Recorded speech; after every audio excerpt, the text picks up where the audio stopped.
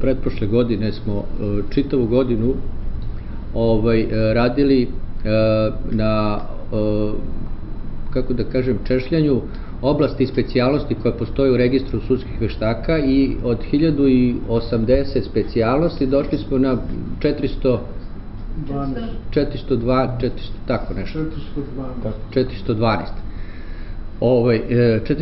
specijalnosti.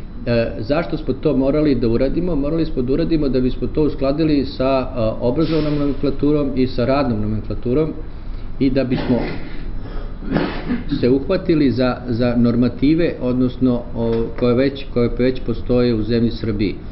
Samim tim, kad smo već to uradili, sada možemo da iskoristimo i ove platne razrede i da ih uklopimo u sve to na način koji nama odgovara i na način na koji Ministarstvo pravde i ostala ministarstva bi to razumeli i prihvatili, naravno.